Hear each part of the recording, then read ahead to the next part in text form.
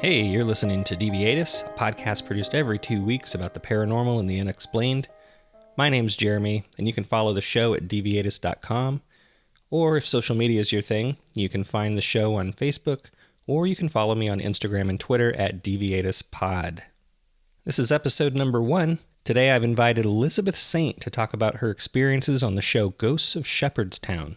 We get into some discussion about what it was like to film the show and some of the experiences she had while she was there. And we also talk about how she originally got into the paranormal, as well as a lesser-known technical skill, you might say. So without wasting any time, let's jump right into the conversation. Elizabeth, thanks for joining us on Deviatus, and welcome. Thank you so much for having me. So how has your life changed for you since Ghosts of Shepherdstown began airing? Since the show has aired, actually, I just seem to get a lot more messages these days in regards to the paranormal. Like everything from people wanting to send me their evidence to stories and experiences they've had. And actually, it's been a really great experience sharing that with people, because a lot of people just don't feel comfortable talking to what I found, their friends and family about it. And it's great they feel they can open up to somebody that could understand what they're going through or experiencing and stuff like that, and bounce back and forth ideas. So it's actually been, I'm very busy responding to all these messages, but it's been a beautiful experience at the same time. I know you're quite active on social media. I follow a couple accounts you're on, and you are all over the place. I feel like every time I log in, you're nonstop responding to people, which is great. But yeah. I imagine that makes you really busy. It makes me very busy, yeah, because I mean, I'm still working. I'm still taking care of my 1-year-old at home. I just try my best to respond and interact with people because the response I get from them is so great, and people are really thankful that I do that. So I feel like it's a really good thing to keep engaged and just make sure that I'm communicating with people as much as I possibly can. So. Well, you mentioned something that's kind of hits home for me, you know, that people come to you with their experiences because they're not comfortable sharing with their families or friends. And, you know, I myself have had experiences, and, you know, I've kind of felt that same thing. You know, why do you think there's so much ridicule and you know, kind of these like weird glances you get when you start talking about these kinds of things? You know, what's ironic is actually the majority of people in my life didn't know that I was into the paranormal. I kept the fact that I was a paranormal investigator a secret for so many years, just because I was afraid of that same ridicule from friends and family. And what I started to learn was when people found out, the response I got back was so positive. They'd be like, well, why didn't you tell me before? Like, I've had all these experiences I would love to share with you. And I think that it's because it's becoming more accepted and more people are having these experiences. So I think before, maybe we all felt like we'd be shunned or ostracized in a way, but now it just seems like everybody's become more open to it because, I mean, I don't know if there's like some wall thinning between this world and the next, or whatever you want to say that it is, but I definitely think more and more people are having experiences.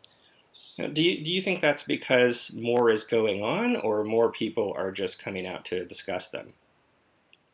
I don't know. That's a really good question.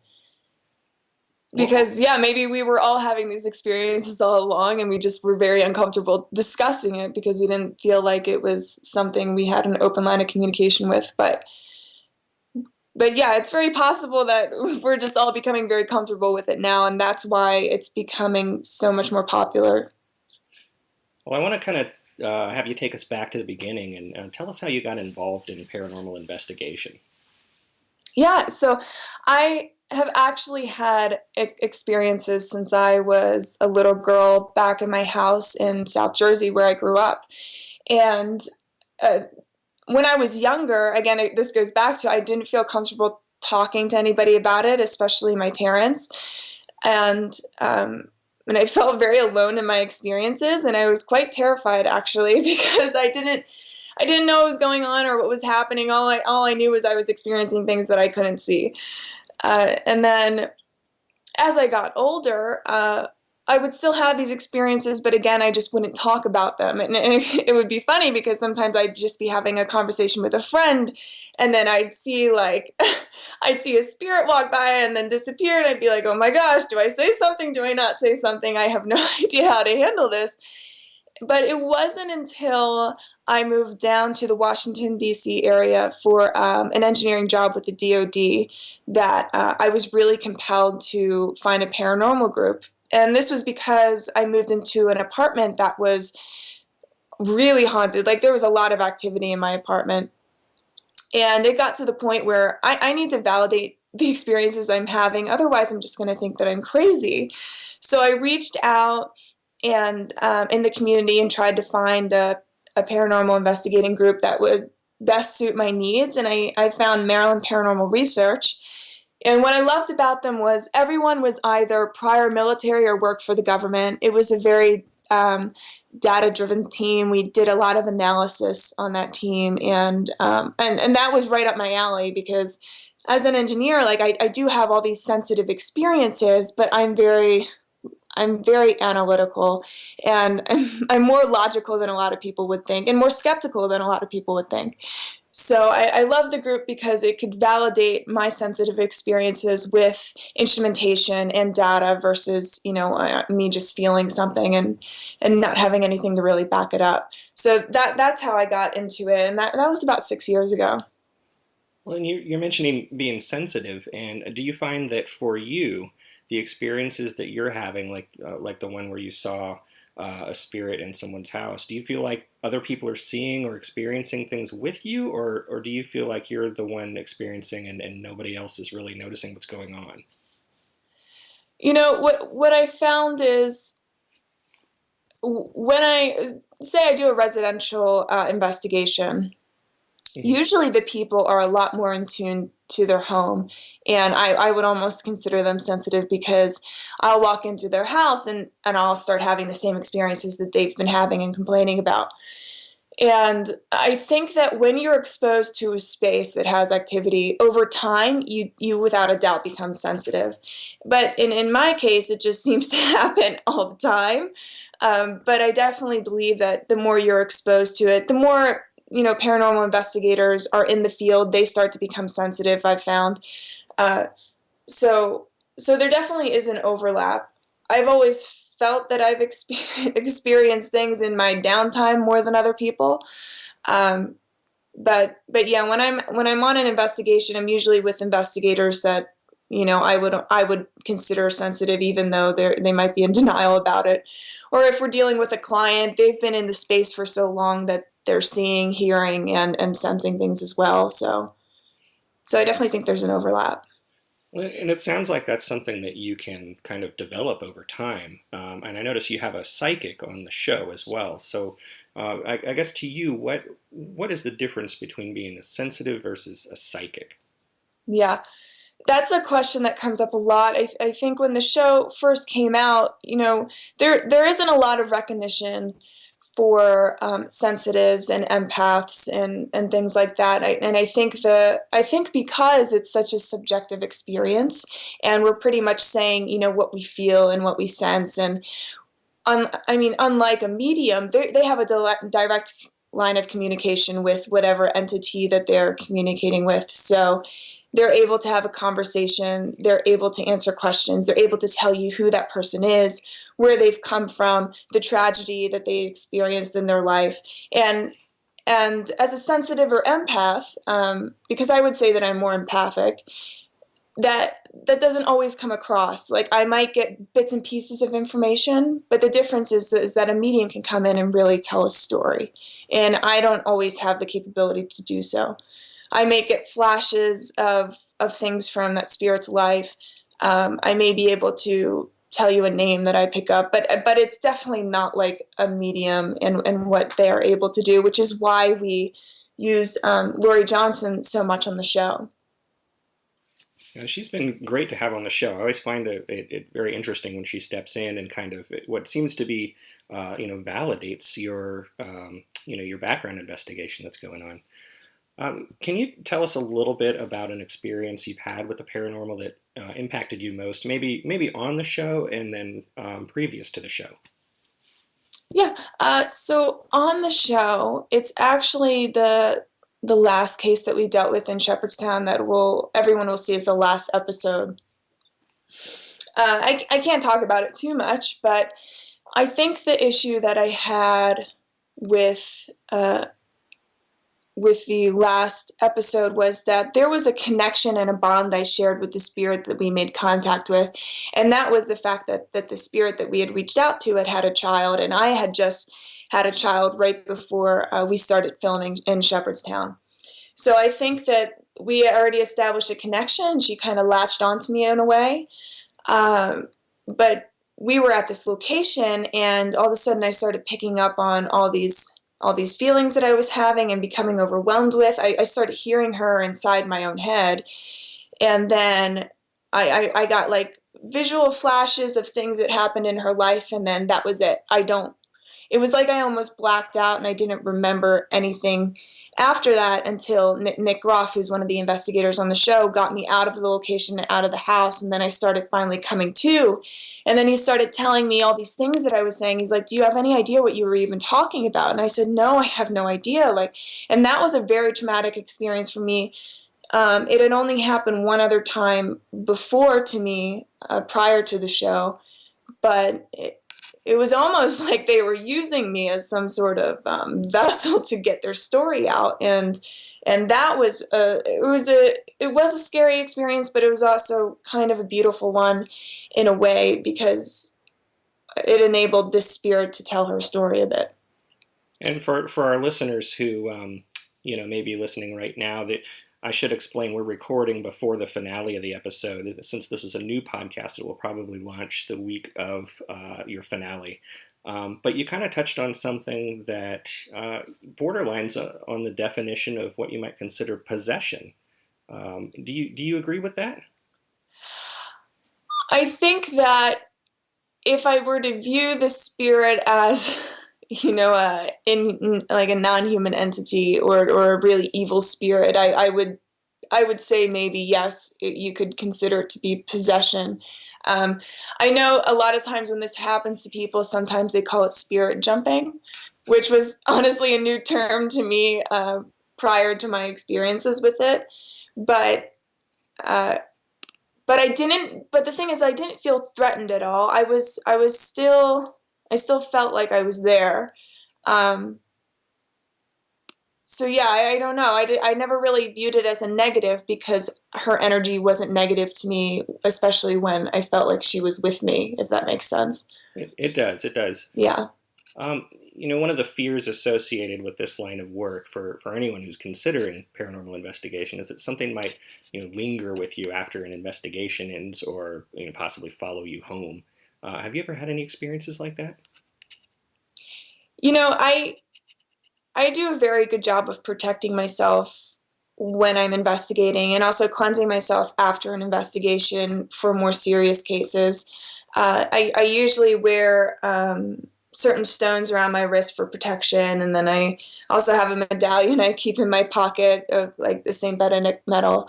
And with the more serious cases, I consider myself to be a more spiritual person because I kind of adhere to several different religions, and not the one I was brought up on. But it's interesting because, well, in the more serious cases, I tend to go back to my roots, which I was raised Roman Catholic. So if ever I felt threatened or felt like I was going to bring something home, I do carry holy water with me that's been blessed by a local priest, or I might say a prayer. So it is interesting to me when I go on these investigations and they're really serious, that I kind of go back into that or fall back into that. But in terms of being followed home, it's only happened maybe twice, which seems like a really good track record. But the first case was actually my group, Maryland Paranormal Research. We would get cases through the paranormal clergy. And this was the second time we had been up to this residential location in Vermont. And the first time we went and we investigated, there was so much activity there. And the second time we were sent back to, they gave us instructions to cleanse the whole home. And that was the first time I experienced something similar to what I experienced in Shepherdstown during the last episode, where there was a flood of energy that came into the room, and I kind of blacked out again. I didn't really remember what was happening to me until I got out of the house. And the difference being, in Shepherdstown, I didn't have something follow me home, but in that case, myself and my fellow investigator both had issues a few weeks after with visitations from the spirit. He got it worse than me. But yes, there has been a couple cases where something has followed me home. It's never lingered beyond, it happening for a couple weeks, thankfully. But yeah, it's definitely a risk you take when you're involved in a field like this. That sounds really terrifying. It might, put me off from wanting to do that sort of thing. It's obvious how being, excuse me, it's obvious how being a sensitive might help you in investigation, but are there any ways you feel like it can hinder you at all? Oh, definitely. Because, for instance, in the beginning, when I first started investigating, I definitely didn't protect myself the way I do now. And I was a bit naive to how my sensitivities opened me up too much, to the point where, I had a couple times where I'd walk into a location and just be completely drained, and I couldn't make it through the rest of the night, just because I was so tired. And I think that if you don't know how to control you being a sensitive or you being an empath and protect yourself properly, like you leave the door wide open for whatever it is in the atmosphere to just drain you of all of your energy. And then you have the potential to get sick afterwards, and it could just overall not be a good experience. So over time, I definitely learned that for me, not all investigators do it, not all investigators protect themselves, but for me as a sensitive, I have to. Otherwise, I pay the consequences later of not doing so. Do you ever get any sort of, hesitation or pleading for you not to continue on this path from like family or friends? I think everyone has been really accepting of my passion for it.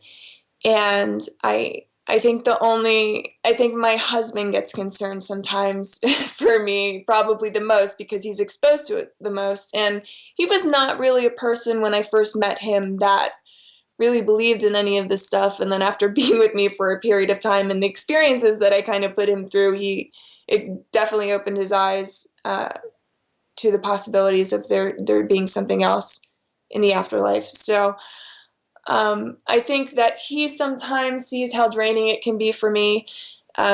He's been the one there when I've woken up in the middle of the night, having a tragic experience or something like that. So I think that if anyone is concerned, it would definitely be him, especially because I'm the kind of person that will go out of my way to assist somebody. So I spread myself a little too thin sometimes, especially in the regards to the paranormal, because so many people need help and so many people are having these experiences.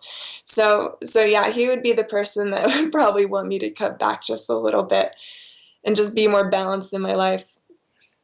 Well, I was able to kind of tune into your DeadX radio interview, and I learned a little bit about your electrical engineering skills and some of the equipment you've built to help with investigations, particularly the one that was on paranormal lockdown. I'm sure there's a huge market for that with the increasing popularity of paranormal investigations. Do you have any plans to go into business for yourself?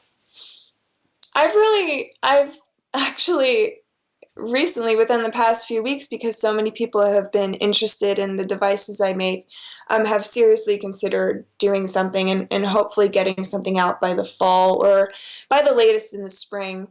And the reason why it would probably take so long is each one of my pieces, I like to make them so they're not so modern. A lot of the devices that you can get today, they're just very modern looking. I can't tell you how many EVPs that I've received while investigating where the spirits tend to be a little freaked out by the instrumentation we use sometimes.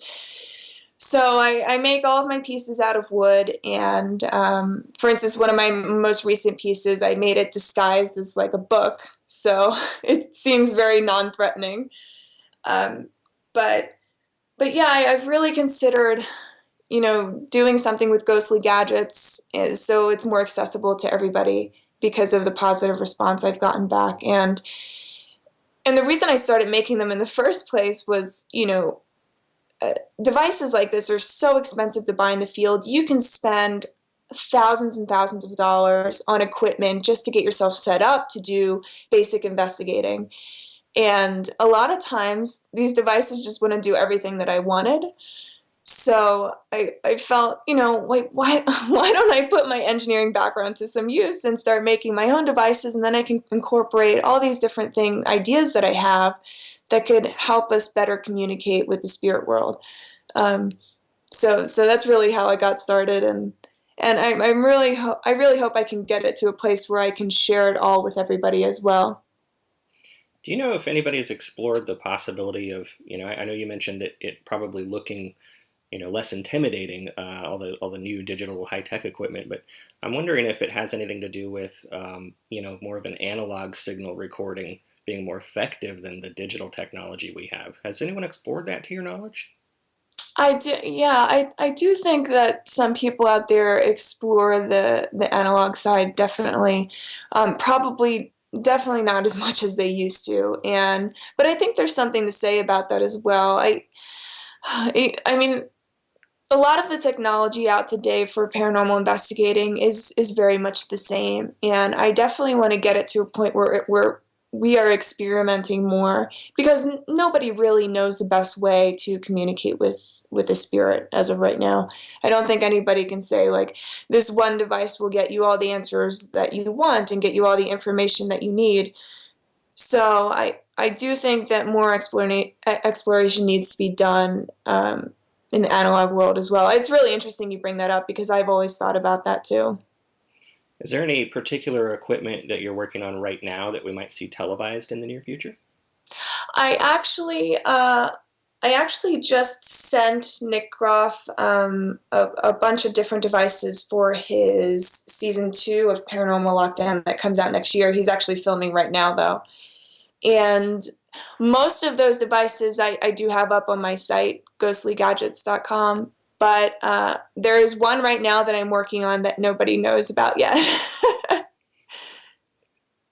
I was waiting for you to tell us about Oh, okay. it. You don't have to let the cat I'm out of the sure. bag, though, if it's top secret. No, it's fine. I can tell you the general concept. So I really wanted something that would be able to monitor 360 degrees the whole space, like from ceiling to floor, if any change were to happen in that space. And the device I'm building now, all the circuits done, I just have to build the wooden box enclosure for it.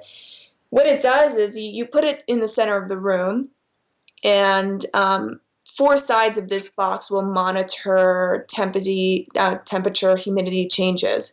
And if something changes on any one of those sides, it'll actually turn to that side and then turn on a sensor that picks up on infrared, and it'll monitor 360 degrees from the ceiling to the floor, for any changes that happen in the environment. And if a change happens, then it'll sound an alarm or an LED will go off, and then you'll know. I'll probably make some additions onto it as well, but it's great to use. If you just have a camera in a room set up and you just want to monitor the entire space for any minor changes that occur. That sounds fascinating. I love seeing all these new pieces of equipment that come out on these shows, and it always makes me wonder. What kind of is there like an international database that people use to collect data and record this stuff to compare notes? I don't think so, but I feel like we kind of should have something like that because, at the end of the day, I don't like to really think that I have competitors or anything like that out here. But I feel like we're all in this together, so we should all kind of come together to find the best way and the best tools to communicate with the spirit world. Well, Shepherdstown seems like kind of the average American small town. How did the people there respond or react to you filming? Initially I was really worried about how they might respond to us because, like a lot of small towns, it's very much a family unit, and coming in there doing what we were doing, I was worried that we might disturb that vibe that they had there. But honestly, the people of Shepherdstown were amazing. I made a lot of lifelong friends there, and they were very open to us being there and welcoming, which just made the experience even that much better. Now, I would imagine your time spent filming the show wasn't always business. Did you guys have any kind of fun while you were filming, or behind the scenes, maybe? Yeah, we did. And unfortunately, no, not everybody gets to see that. But there's definitely some local local bars that we used to go to have a drink afterwards sometimes. I think on one of the episodes they showed one of the places. But there wasn't as much downtime as probably we all would have liked to have. I mean, each one of our cases took us about a week to go through, and there were days where, we'd start early in the morning and then we wouldn't get out till like 4 or 5 o'clock the next morning. Like, they really, really long, grueling days.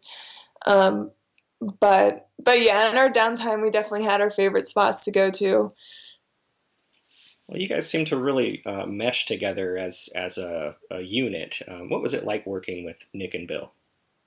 Oh, it was a wonderful experience. I honestly, I was worried a little at first because all three of us are used to different investigating styles. We've all spent years with the same team before, so I think working with a new group of people, you're a little hesitant because I think it's really important in this field to trust the people that you investigate with. Because there's a lot of times that you can all put yourself in dangerous situations, and you need to be able to make sure that you can trust the man you're standing next to. But honestly, the first time in town, we all got together, we all had dinner, we all shared our experiences, and it was like right then and there I knew that these were going to be two guys that not only that I could work really well with, but I'd be able to learn so much from, because they're both veterans in the field and they've been doing it for so long. Well, I know you probably get asked this question a lot, but I'm going to just shoot it out there anyways. Is there any news on the possibility of a season 2 for Ghosts of Shepherdstown? We actually, we won't find out until the season completely airs, and then they'll make that decision. But I mean, I hope so. There was actually a press release that just came out yesterday saying it was the highest rated television series ever on Destination America. So I'm Wow. hoping that that's like a cause for a season 2. Well, congratulations. That's great news. Yeah, thank you. So, pending the show renewal, it seems almost inevitable. Do you have any kind of idea where you'd like to pick up on the investigation? You mean if there was a season 2? Yes. I'm not sure. I mean, a lot of people have talked about going back to Shepherdstown, and then of course a lot of people have talked about exploring and investigating another town. So I'm not really sure which way it would go. I'd be okay with either. There's still so much history left in Shepherdstown, but at the same time, there's also so many different towns across America that are haunted, and I would love the opportunity to explore them, just because I was personally shocked with the amount of connections we found in Shepherdstown amongst all the hauntings, which we kind of get into in the last 2 episodes here. And I'm just so curious to see if other towns have the same kinds of connections that we can figure out why certain locations are more haunted than others. And even if it's as simple as the history of the town, or if it has more to do with the geology of the town. I think it would just be interesting to do that across the board. Well, I want to be respectful of your time, but before we sign off, can you tell us where we can go to learn more about you and follow your current projects? Absolutely, yeah. You can go to my personal website, elizabethsaint.com. And if you want to check out any of the devices that I've created over the past year, you can go to ghostlygadgets.com. And then you can follow me on Twitter, ElizabethSaint_, and that's it. Well, I had such a great time speaking with you. Thank you so much for joining us today. Am very pleased to have you. If you do actually have a season 2, I'd love to have you back sometime. Oh, that would be fantastic. Yeah. All right. Well, you have a great day and take care. Yeah, thank you so much. I want to send a big thank you to Elizabeth for joining us this week on Deviatus. You can find this episode's show notes at deviatus.com/saint, SAINT. If you'd like to keep this conversation going, get in touch with me on deviatus.com or on Facebook. Or if you'd like to chat with me on Twitter and Instagram, you can find me at DeviatusPod. Until next time, thanks for listening.